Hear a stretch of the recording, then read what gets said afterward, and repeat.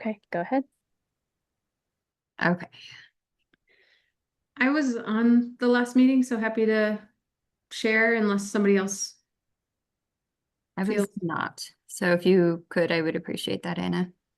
Just totally going off of what I remember and not looking at any notes. We've had two meetings, and the last one we really spent some more time talking with the representative from City of Denver Building Department about what they were thinking, and like they're trying to bring in Green Halo for the City of Denver, and so they were trying to understand City of Lakewood, just like what like best practices and whatnot. So we just kind of shared information around that, and I want to say we all yeah, I guess I'll leave it at that because there's more, but that's the basic idea.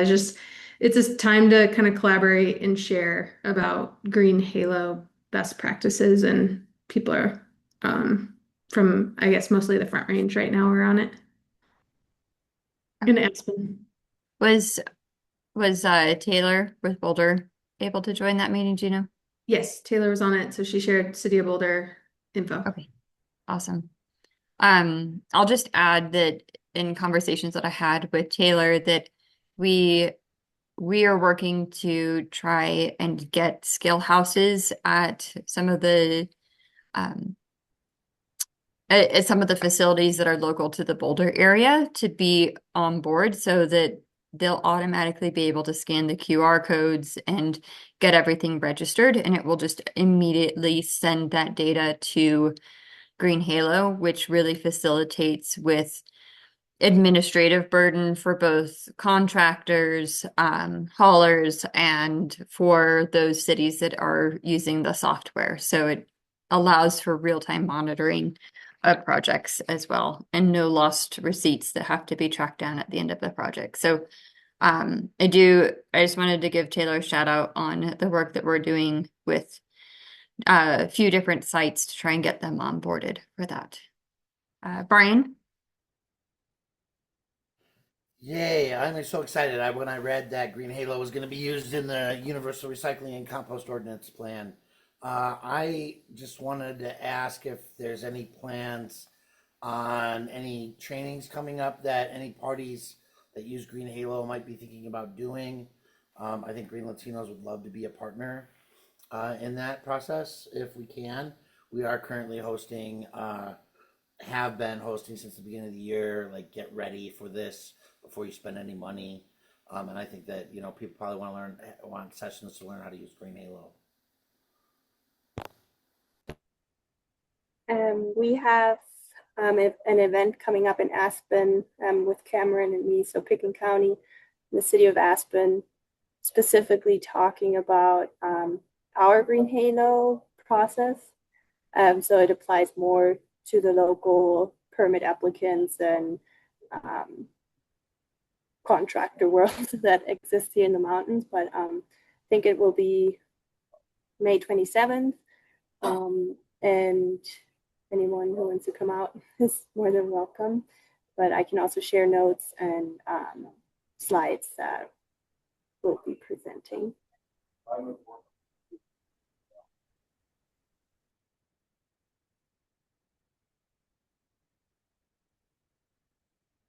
Cameron, is there anything you wanted to add? I saw your note in the chat as well. Yeah, no, it's kind of to go along with Elizabeth. We're going to be holding that C&D workshop that we go over with contractors and waste haulers on how to utilize um, Green Halo because we use it primarily as our accounting system for waste diversion, especially specifically with C&D diversion and at Picken County. So there we do have an interface between our landfill system and Green Halo at the scale house. So all our contractors have the availability to see almost in real time what their diversion rate is, how much they're diverting, how much contaminated loads are coming in. So it's a useful program that we use. So again, if you want to, Anna, if you want to put me on that group to discuss it, I'm more than happy to.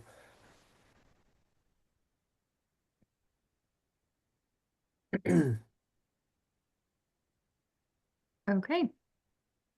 Um, all right, no, I appreciate everybody and all the work that you guys are doing to kind of spread the word and share what's being done, not only with your communities, but with communities that are looking to come on board. So I think it's great that we have not just to promote like I mean one business, but I think it's really great that there are different ways that municipalities across Colorado are working with this software to reduce reduce those burdens, but also can communicate together. So I think that's a real strength of our team and of Recycle Colorado as well. So I think it will benefit more contractors as well as we come on board. Um, so the next thing we have, I just wanted to share out that we have been doing a little bit more work with USGBC, and in that they're also recognizing the work that we are doing as well as a C&D council. So that's been really exciting to see. So USGBC is even kind of like tagged Recycle Colorado for our work in our C&D policy toolkit work. And then also they had a USGBC advocacy day recently as well. And I was able to participate in that day where we're able to not just advocate for green buildings and efficiency, but thinking about materials and resources and how that ties into Lead V5 as well. So I think, especially within Recycle Colorado in our C&D council, there is definitely crossover between some of the initiatives that we are pushing forward and USGBC. So thinking about those partnerships as we continue to move forward with how materials are managed and how we can kind of play off of each other is an important thing. And I just wanted to recognize USGBC and share out in case you guys didn't see that tag in for Recycle Colorado. So I think it just speaks volumes to the work that we're all doing. So just wanted to say thanks to everybody on that front.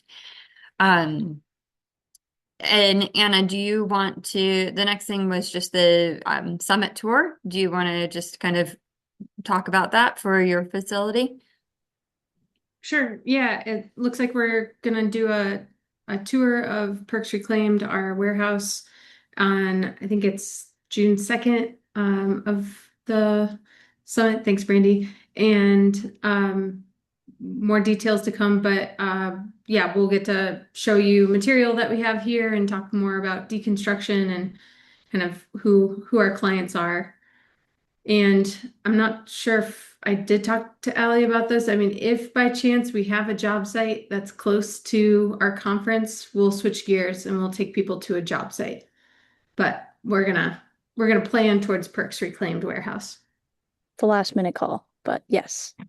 I think that's how it is, like for all of these, like we've tried to organize or like make a plan for site tours, but it just really very dependent on when our permits issued and when our buildings being taken apart. So we'll do our best. And I know you'll let us know. So just really appreciate that.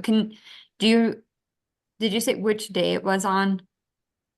June 2nd. The 2nd in the afternoon? Yep. I'm assuming. Okay, awesome. Well, I will be there.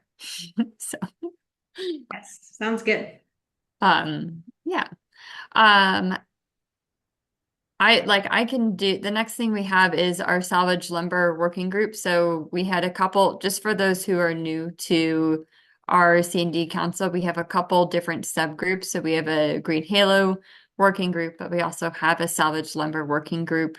Megan, do you want to talk on that or do you want me to talk on it? Either one is fine. And we can bounce off of each other too. Yeah, either way. Okay. So just so everybody knows, we've been meeting, I think, almost monthly to as a salvage lumber working group, and we have developed a couple different resources along the way. We have a a one pager on salvage lumber. So if you're looking back up at the agenda, that has been attached in there as well. The idea is that this one pager not only informed the um, the pamphlet that we used during our lobby day back in March when we went out to the Capitol.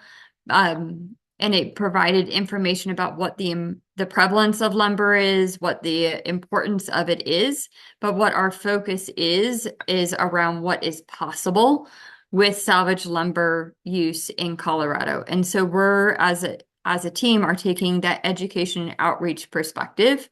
What we've also done since then is we have been reaching out to different chief building officials in different cities and municipalities across Colorado to understand what what is their level of familiarity with using and seeing and approving the use of salvaged materials like lumber specifically, but other materials as well when they're doing the rough-in and framing inspection. So we can provide and better inform a one-pager that will be going out to home builder associations to say these are allowable uses. This is how to expect and use that, how to expect and use and approve salvage lumber in new construction. The idea is if we are continuing to focus on like the D for C and D on deconstruction, we want to make sure that there's ample guidance, not just for contractors on removing those valuable materials, but as architects and builders and those larger home builder associations and developers may have a desire to use salvage materials, and we move into that encouraging phase of reincorporating materials into design. We want to try and remove as many potential barriers as possible. And being able to show that in existing building code, what is possible. And what we found is there's a couple counties that in like southern Colorado and like southwestern Colorado that we've been told have no building code. We've got other counties operating in 2017, 2021. Boulder's adopted the 2024. I just know that because I work for them. But I just wanted to like mention that there is a large range of building code adoption dates across Colorado. And so we're working to figure out what is the best way to communicate that. Another idea that has come out of the conversations on building code was the idea of creating a video that would further educate people beyond just a one pager.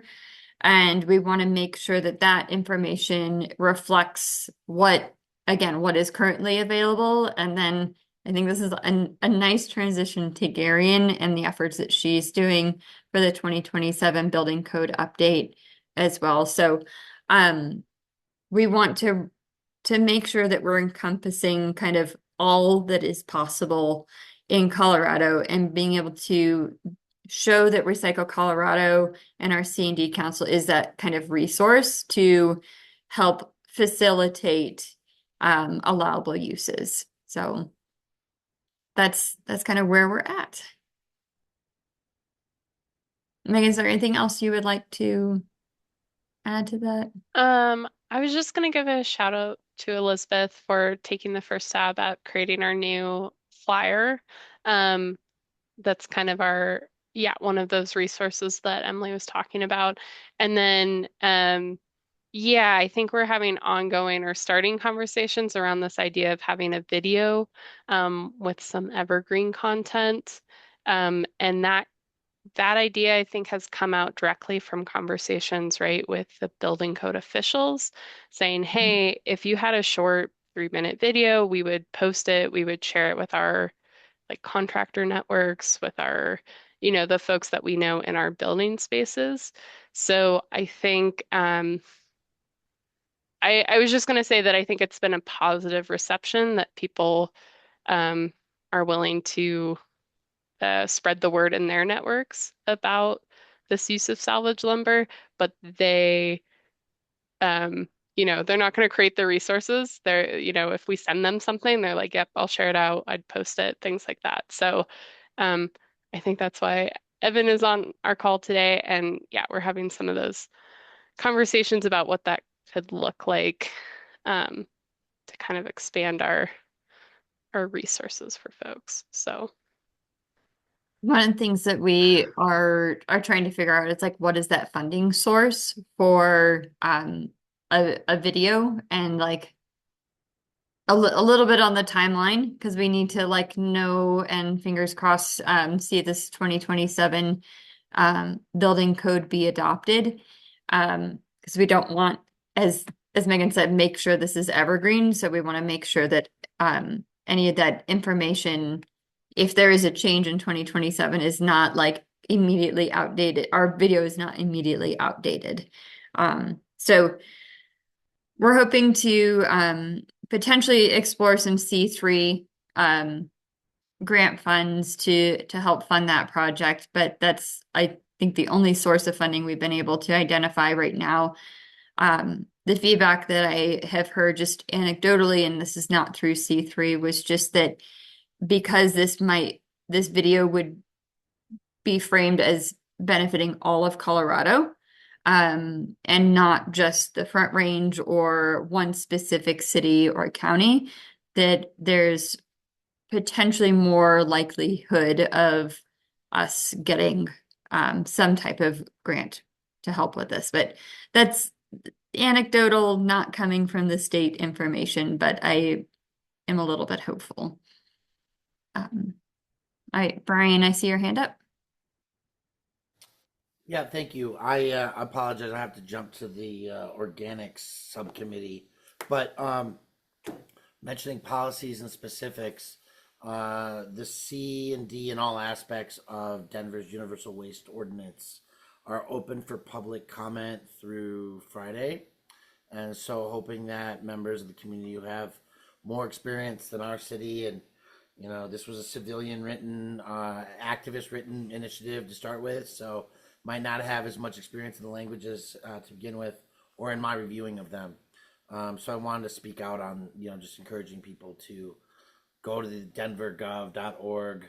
You can either type in waste no more or the universal recycling, and they have the email address and everything there. And Awesome. I'll look at the notes later. I'll have a great day. Thanks, Brian. Appreciate it. Okay, I have bad news for everyone. I've messaged Doug, who is our guest speaker and presenter, and so has Garion, who knows Doug as well, and neither of us have gotten a response, so I don't know where he is. It kind of sucks to have lined up a presentation for you guys and then have nobody here. So I feel bad, especially for those who are new. We usually do have a guest speaker and a presentation that leads to a good discussion. But we had asked Garion with City of Eugene to join as well. Garion has presented to our C&D Council before, but we specifically wanted to invite her here today because next week is an important update along the process of getting salvaged lumber to be potentially recognized in the 2027 International Building Code update. So I wanted to allow Garion the space to kind of provide that update. Maybe just give a quick overview, since we have a few new people, on what this initiative is that she's driving forward. But if this passes, and I will do an outreach email to everyone as well. If this passes, Garion has some specific asks of us. So I just wanted to bring this to everyone's front of mind.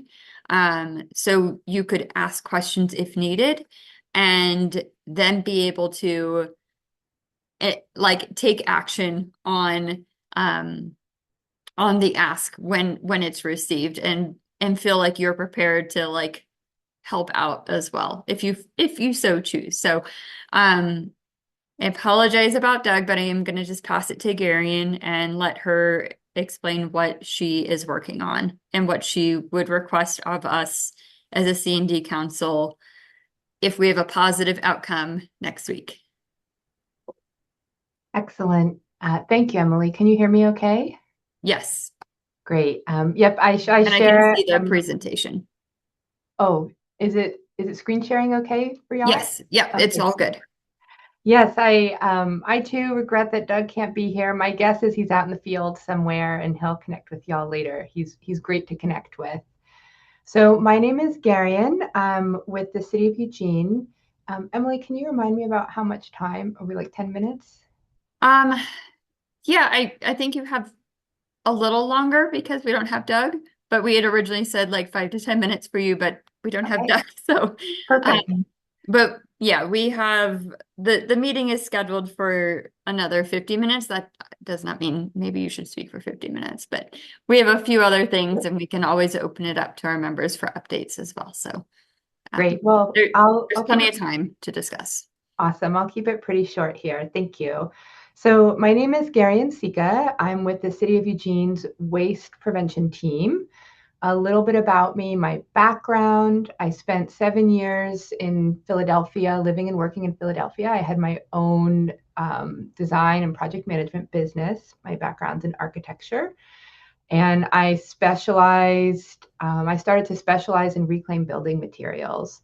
My business was completely word of mouth, and I made my money on salvage. And that's really where I first fell in love with salvage lumber. So in Pennsylvania, we have a lot of old barns in the countryside, so we would get access to black walnut, cedar. We were also close to New York City, so I'd be able to get a hold of redwood coming down from the Brooklyn water towers. So if you can just imagine 18-foot long boards at a minimum length of just beautiful clear redwood.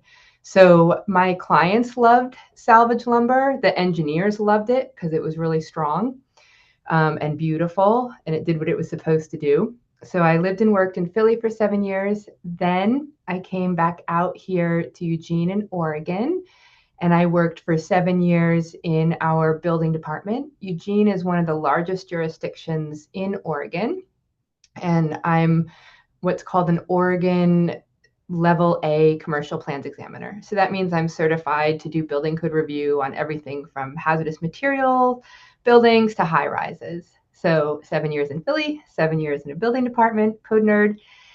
And the past 3 years, I've been fortunate to be on the City of Eugene's waste prevention team. And so I've gotten really into landfills, like what's in them. And this,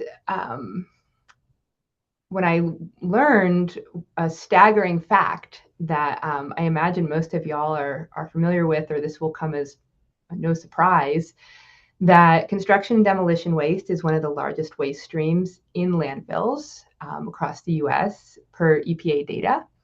And of that waste stream, about 14 to 16% of it is actually reusable lumber. So not just pressure treated stuff, but reusable lumber.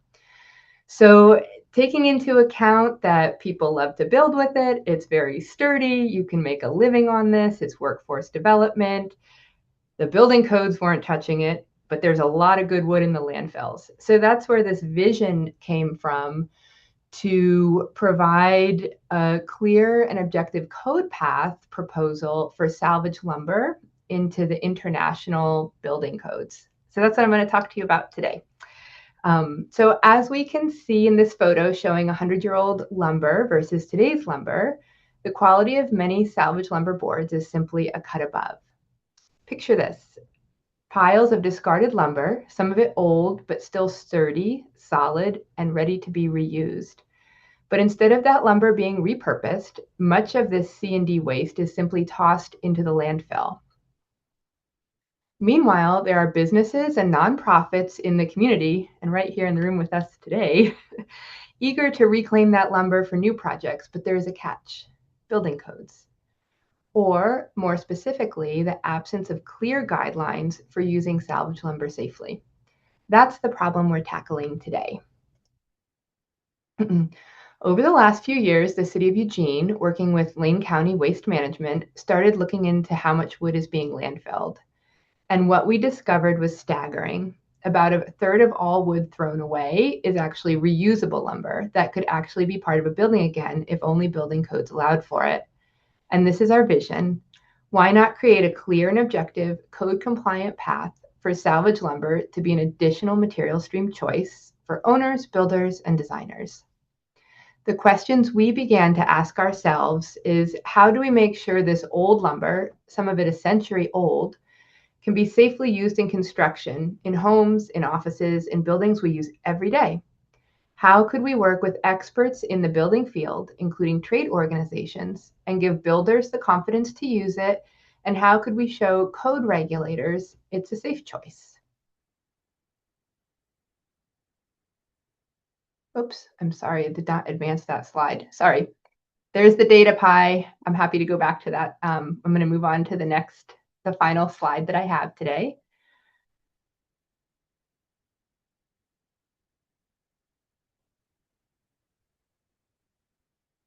My vision is to do it once, do it well, and start from the very top. The International Code Council, or ICC, is the top of the hierarchy of building code regulation. States like Oregon and their local jurisdictions like Eugene, where I'm from, adopt the I codes and add in their own amendments. Other jurisdictions that may not directly adopt the I codes look to the I codes for model code language. Our salvage lumber building code change proposal, which was a collaboration between the American Wood Council, the National Association of Home Builders, the National Council of Structural Engineering Associations, and the American Lumber Standard Committee, along with feedback from many of you in this room that are also part of our nationwide coalition of support. Our proposal is based on how lumber is actually salvaged in the field, as we can see in these denailing videos and images. So this first one I'm going to show you, this is from a City of Eugene pilot project where we deconstructed part of a huge timber building that actually used to be an old lumber mill. And so some of these boards, these are those 100-year-old boards, and we're seeing I mean, you all already know this, but you can use regular tools that any contractor would have on hand to denail. The other part that we're showing in this other photo is the pneumatic nail kicker gun. These are pretty fun to use. I've had the opportunity to use them myself. And here in Oregon, there's been examples of, I'm not sure what the right term is, but basically like a prisoner to being reintegrated into a society workforce development program where they denail using these. And the third one, we just wanted to share. There is some sound on this. This is Urban Machine.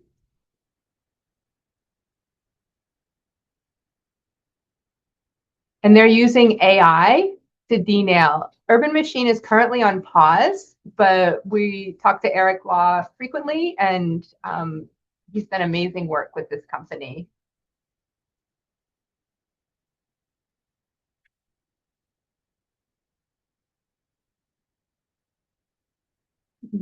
So what we're seeing here is the AI identifies the nails, plucks them out. It can also plane the lumber and cut it to size.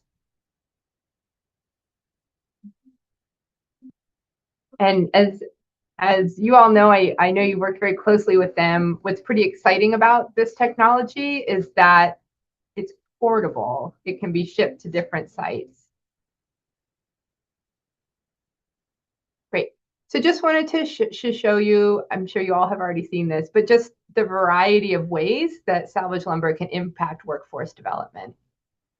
Okay, so back to the proposal, because we wouldn't want to miss an opportunity to build safely with salvage lumber, we wanted to keep it simple.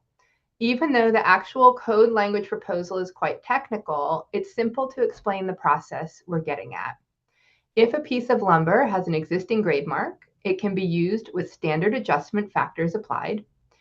If a piece of lumber doesn't have an existing grade mark, the architect, engineer, or other qualified professional determines which testing method best suits the project for the owner's desired outcomes. So in closing, I'm going to stop sharing here. I'd love to leave some time for questions and answers. But as Emily mentioned earlier, we're at a pretty exciting spot in the code adoption process. So there's 3 hearings, and then at the end of those, an online governmental consensus voting. So I'm pretty stoked to share that because of support of jurisdictions like Boulder and businesses like Anna's business, we've made it to the 3rd and final code hearing. Our proposal was passed forward with a vote of 10-3 for the commercial code and a vote of 10-1 for the residential code. So we're going in pretty robustly into this final code proposal hearing.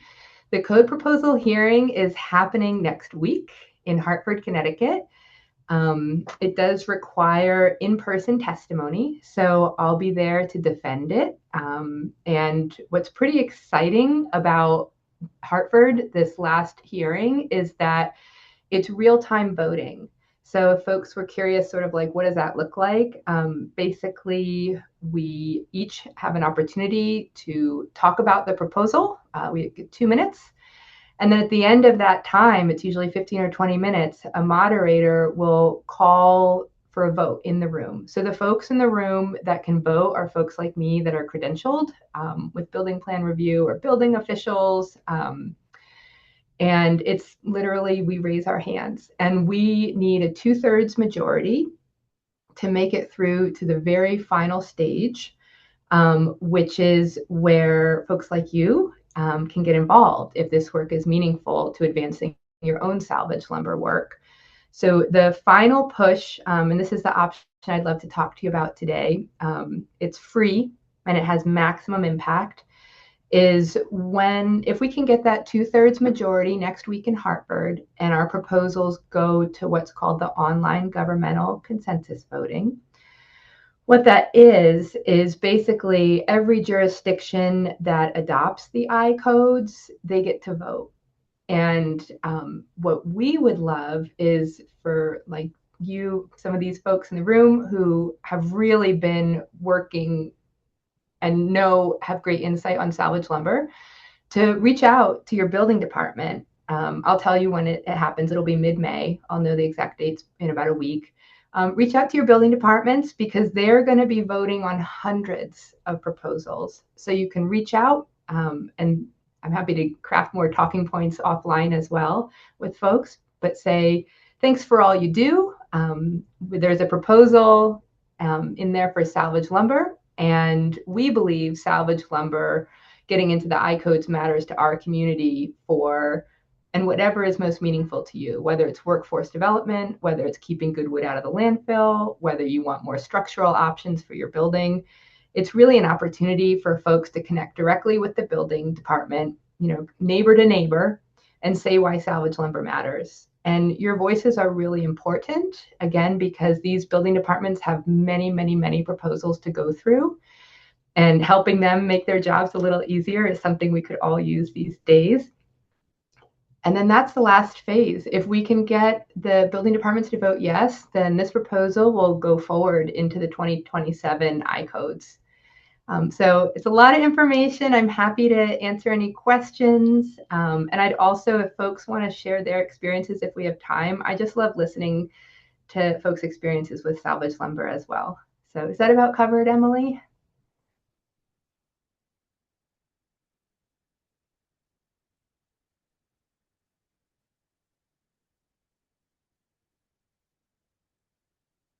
I think you're on mute, Emily.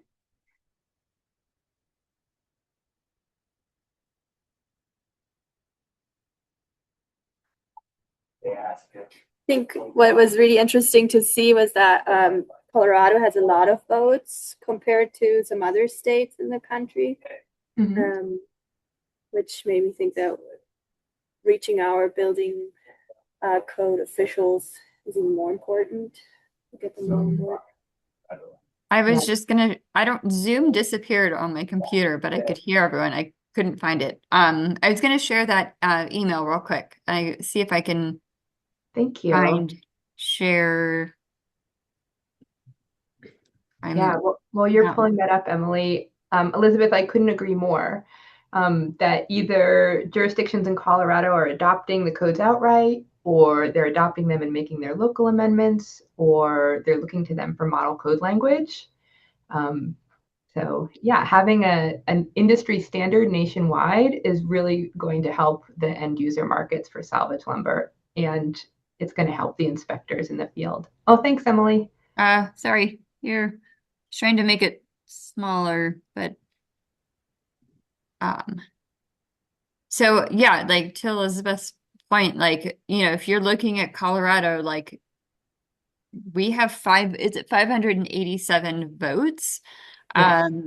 Which if you're looking across like the rest of the US, like we're not that many votes off of like Illinois and like other states as well. Like other larger states don't have nearly as many representative votes. So I think that the work that we do in Colorado to try and do some outreach and encourage that would be extremely helpful to this effort as well. So just kind of keep that in mind that if we get a thumbs up from Garion after next week, that I really feel that the information that we pass along and the encouragement that we as Recycle Colorado or reaching out to other networks, whether it's CLF or USGBC, would be really great to kind of help continue to push this effort forward and see it across the hopeful finish line. Gary, do you know why Colorado has so many votes? That's a good question. It's maybe, I don't know exactly. Well, I do. It's because a lot of your jurisdictions adopt the I codes. So Okay. Colorado, for the size of your state, is a really heavy hitter with the I codes. And so to your point, Emily, having local folks in Colorado reach out to their local building departments is going to go a long way. And it's free. Awesome.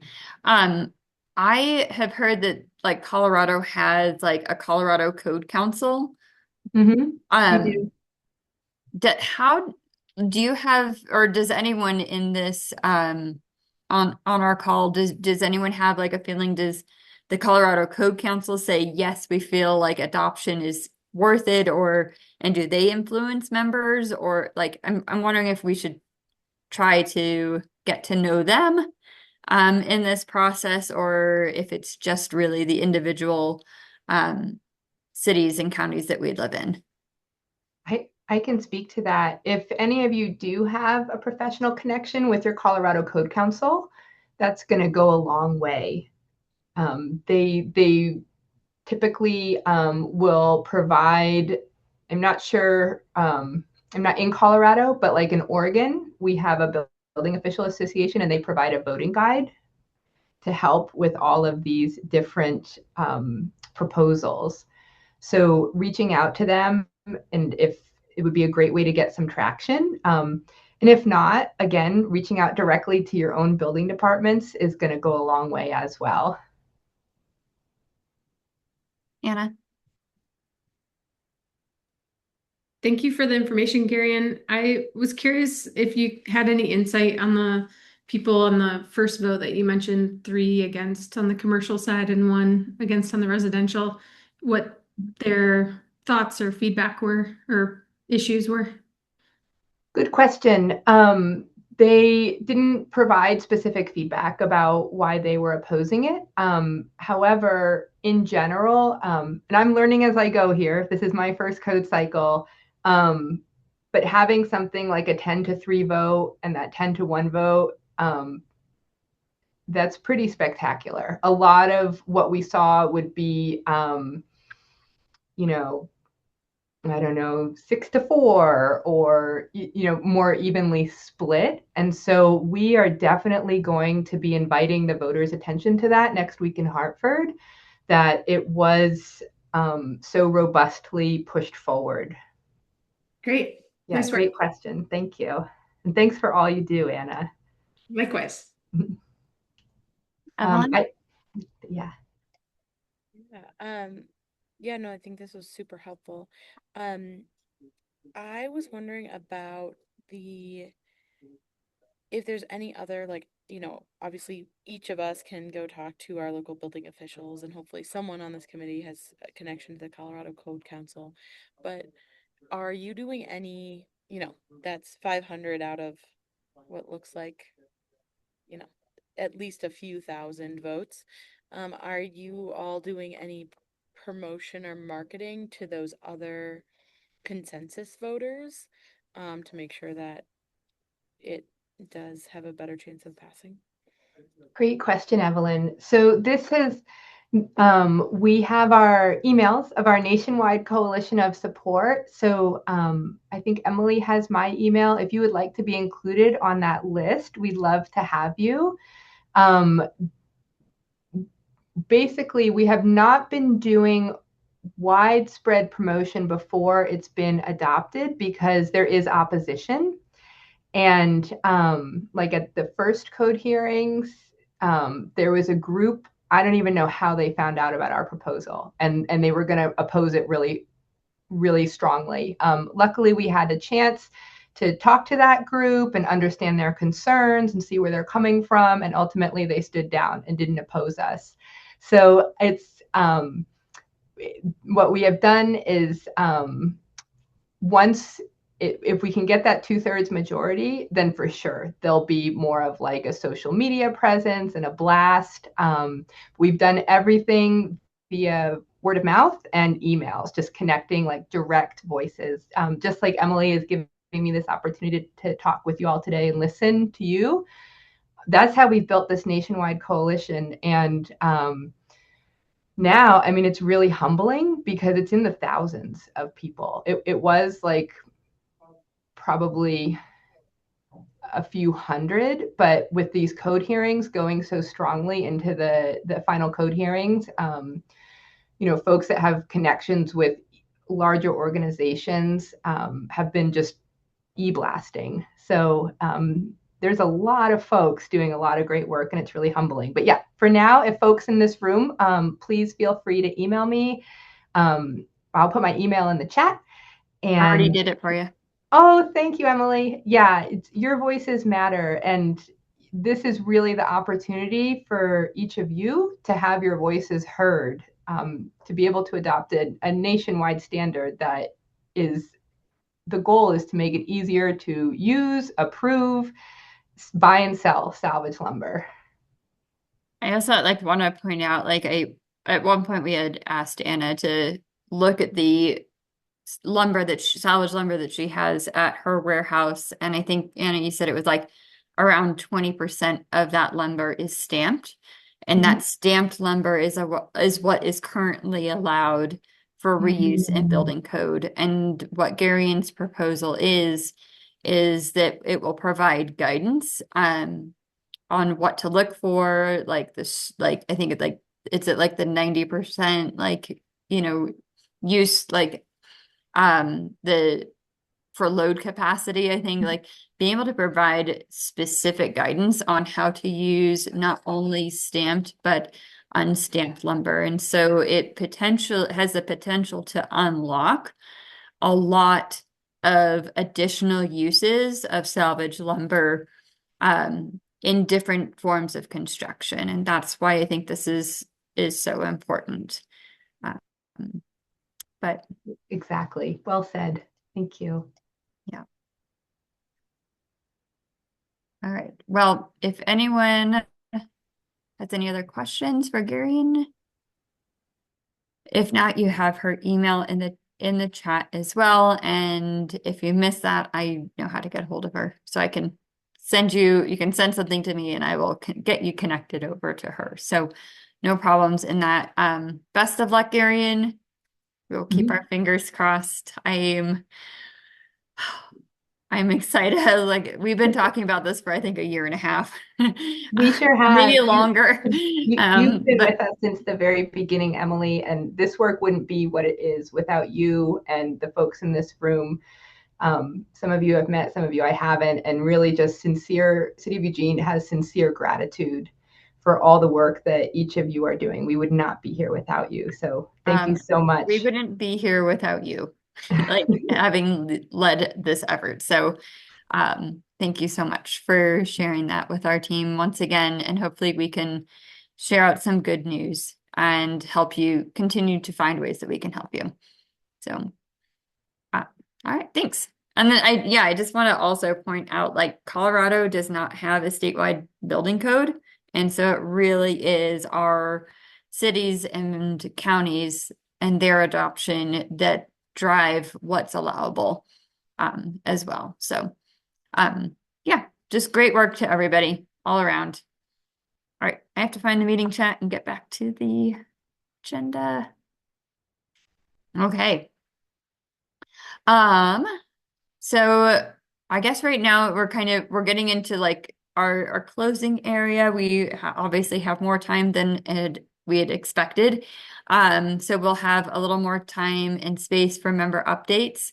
Just want to quickly review upcoming conferences that I am aware of, that are coming. So USGBC hosts the ADAPT conference every year, and on May 12th and 13th, the ADAPT conference is in Denver.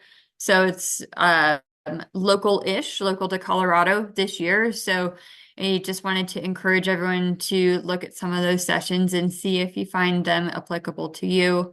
I'll just say I'm going to go to some of the sessions on May 12th. What I thought was nice is that you can kind of pick and choose sessions to go to, especially on the 12th. So if you felt like there was even just one session, not to like detract from anything, but it allows you to like have some flexibility around what you're interested in as well. And then of course we have our Recycle Colorado Summit coming up on June 1st to the 3rd. We have a policy committee and policy meeting on the afternoon of the 1st. There will be some discussions around material reuse incorporated into that. We're working to finalize those discussions as well. And then Ryan Call is going to be leading a reuse discussion.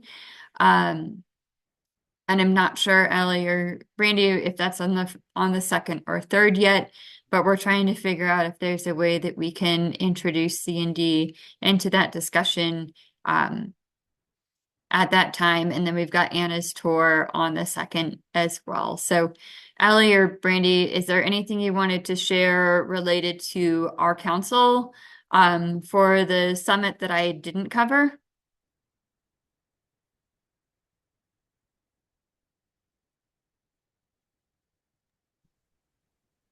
Sorry, guys. Now I lost my on mute Oh, a little hard to hear you, Brandy. button. Oh, sorry. Think of right now. Allie, Okay. am I missing anything? We didn't hear you. You said something. I think she was just asking if I had anything, Okay. and I don't think so besides the tour, but we are talking with Summit County as part of our municipal recycling track. They got the STEPS grant to look into C&D contracting or an ordinance. So they might come and chat more on that. So I'm talking with Bill. So trying to get it sprinkled in, but there's no specific session track. And then Kristen, I think you mentioned maybe in the chat that RS is working with Summit, but did I read that correctly? Yeah, yep. Through C3, we're working On with this- Summit and HC3 on evaluating the cost for compliance with diversion of some strategic materials out of the waste stream. And so that project will end in towards the latter part of this year. Awesome. Hmm. All right, great. And then I wanted to just highlight, we've got the Build Reuse Conference that is going to be in Phoenix in November 18th and 19th. So that is, the call for speakers has gone out. So if you have a topic that you feel like you want to speak on, I encourage you to put in a proposal.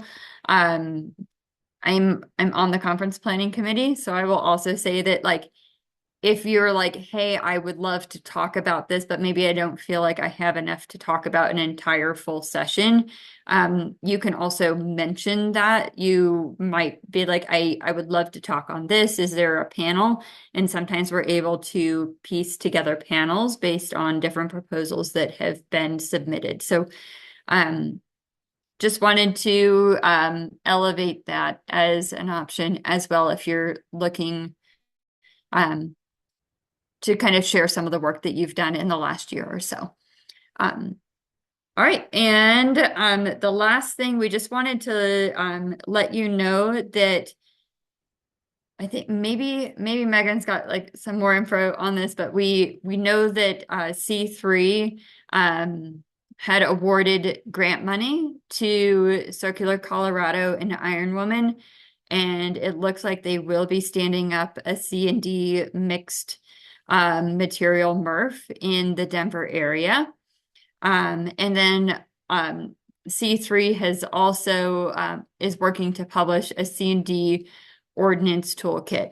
I don't know how that, like, I haven't seen it, so I don't know like how it conflicts or plays in with the policy toolkit that Recycle Colorado published several years ago. So if anyone has anything more they'd like to share on either of those topics, before we open up to larger member updates, we just wanted to kind of elevate some of the work that we have heard that's going on and will be upcoming in Colorado.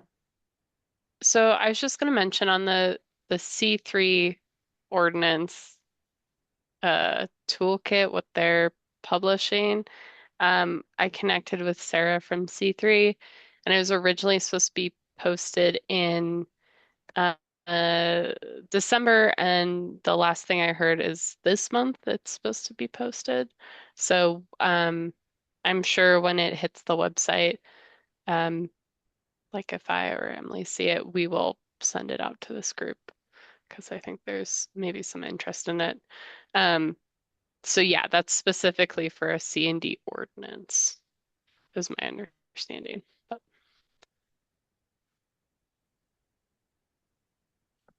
Okay. And I just want to, like, I guess at this point, we'll open it up to any other updates on things that are happening in your communities. For Boulder, we have a date of August 6th to go to City Council for a C&D ordinance update. A lot of that language updates that we are going to be doing is focusing on reuse and then recycling, actually specifically defining what deconstruction is, and like building in the prioritization of reuse into the ordinance, which will allow our program to develop other mechanisms beyond that. We're also looking at, we have to look at the language around like our 3 materials requirement. We're going to be talking with our city attorney's office around, do we want to focus on the materials that are above grade, which is probably more relevant to the direction that we're going to go versus like upping the material requirement to 4. And then equally just making sure that the enforcement language that is already existing in our ordinance allows us to kind of create a matrixed and maybe like a level stepped like authority, I guess is the best way to put that, on on how do we interact with contractors who are continually and maybe not complying with the ordinance. But we want to make sure that there is a very specific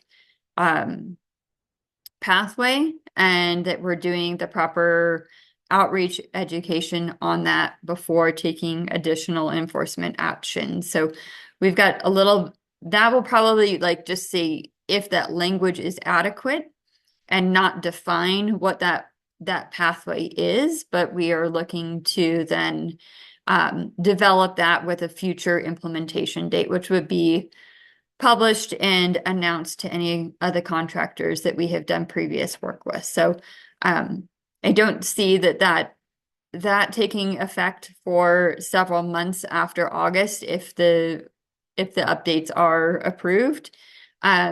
But it is something that we are working towards and making sure that the policy language allows us the authority to do that. Yeah. So that's kind of our update as of now. Maybe if you have anything you want to update, just raise a hand and then we can call on you. Megan. Sorry, I was just going to share briefly. I don't know that I've shared this with the full group or just people from it. So yeah, forgive me if you've seen this, it's like old news. But the county, Boulder County had a C&D resource guide, like different businesses and vendors that are taking different materials. And we've gone through and they've revamped it. It used to be a PDF. We can't do that anymore, I guess, because of accessibility. But yeah, I was just going to throw it out there as a resource. And also, it's kind of in beta testing. So if there's facilities on there that you're like, that we did a lot of web research and some calls and tried to get it right, but I'm sure it's not 100% yet. So if you see something that looks off, let us know. But also, yeah, um, hopefully it can be a resource for other folks. We kind of split it up into different categories because last time our resource guide was like really repetitive with like if somebody took scrap metal and appliances, they were listed twice. And then it was like so much duplication.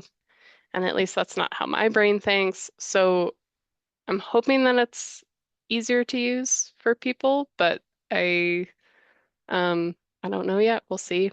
So yeah, that's all I have. So let me know what you think. I know I've seen it because you showed it and it was awesome. I just want to echo what you said about because we ran into the same thing where appliances might be in one category, but do you put appliances in appliances or appliances in scrap metal? And that was something that we had to kind of grapple with as well as we were thinking about what are our categories. So you're not alone. So yeah, Elizabeth. Yeah, my update for the city of Aspen is that I am writing a report for council right now. Our CDDD policy passed over a year ago, and implementation started 7 months ago, and we've learned a lot about deposit requirements in those 7 months. Our deposit is very, very high. It does not differentiate between demolitions or remodels or re-roofing. So a re-roofing project can be hit with a waste deposit that is the same amount as a demo deposit over like $60,000 to $500,000. So this, yeah, will be a major part of the report, and hoping that we will start a ordinance update within the next few months, kind of like Boulder 2. We will probably not add reuse right now. Our language kind of leaves that space depending on the project and the end market. We don't have that many furniture salvage places here locally, so that's why we didn't want to specify too much. So that's kind of project by project based. And then also for facility locations, kind of like Boulder County, we took the city of Lakewood as an example with their GIS map, where they have different drop-off and transfer stations, landfills located. So we will have that on our website soon as well. And yeah, it's just a little smaller everything here, not so many projects or end markets. Yep. That's my update. MJ? Hi everyone. One update is Taylor, Elizabeth, and I will be speaking at a conference. I don't know anything about the conference. It could be horrible, but they I did. spoke at it last year. Was it okay? Yeah. Yeah, it was good. It's a lot of industry people and a lot of like so it's the Advancing Construction Decarbonization Conference, just so everyone knows what we're referring to. So it was like it's good to like have a new voice with Taylor there in the room as well and let her talk about the work that we're doing as well. But there was a number of consultants, but also there was a lot of discussions around data centers and concrete and uses there. So that was a pretty big focus for several presentations as well. Just wanted to put that there. But like I think I would say there's a lot on like the commercial emphasis from what I've seen. Okay. And at least remember and recall from last year. Yeah, thank you. A couple other updates, just we've been really heavily focused on other things other than our C&D program. We're still kind of refining processes with that. Couple updates there. We've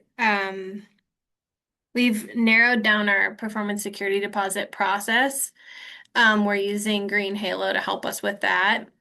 The other thing that's changed on our end is we're kind of trying to punt anything that's under 500 square feet and is a tenant improvement project out of our process. So we made that determination after looking at a lot of data. And then we did post a deconstruction contractor, like available deconstruction contractor resource on our website if anybody else is kind of interested in seeing that. I know it's a tricky area with cities, like we can't promote specific ones. But if anyone wants to copy it, it's there. The other update we did, Anna, I haven't had a chance to talk with you yet, but we really tried to get deconstruction pilot in Lakewood. And it sounds like it all got stymied because of some stupid bureaucratic thing. So I'd like to look into that further, figure out why. But we were so close, and it wasn't even that funding was an issue. It was something other than that. So I'll find out. I guess depends on what I learn if it's worth sharing out to other groups. But and then the last thing is we're having our next Green Halo subgroup meeting on May 11th. If anyone wants to come, that's all. Awesome.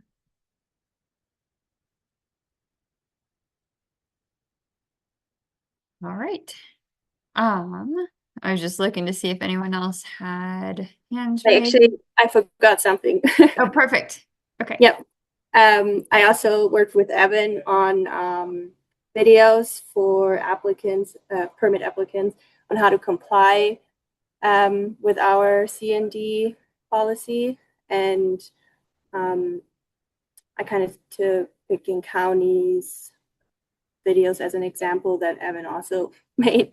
So just to broaden our outreach and education efforts, have those visuals, signage, flyers and everything. And we're working on uploading them to our website, and I've got some good feedback already. So it's definitely worth it to have more visuals and the video media as a tool to reach our applicants. In English and in Spanish too. Correct. Yes. One of the things that Taylor and I have been working on is getting signs at, we're just specifically talking about Boulder Recycled Ag, and to direct drivers over the scale house. And one of the things that Boulder Recycled Ag told us was like, make sure that the sign is in Spanish and then English, because they said 90% of the drivers are speaking Spanish, and we want to be able to reach them as well. So yeah, thanks for doing that, Evan. Great work. And Elizabeth for funding it. Yeah. All right. Well, thank you, everyone. Okay. Oh, so we should just let you know when the next meeting is. Sorry, we didn't have that up on the agenda. May, June. Should be July. See if I can find it quickly. Is it July 15th? Yes, July 15th, from 2:30 to 4. So really appreciate everyone. And we'll see you if you're in the subgroups a little bit before then. Oh, and maybe at our conference in the beginning of June. So, all right. Thanks, everyone. We'll take care. You too. Thank you. Thanks, right. everyone. Bye-bye.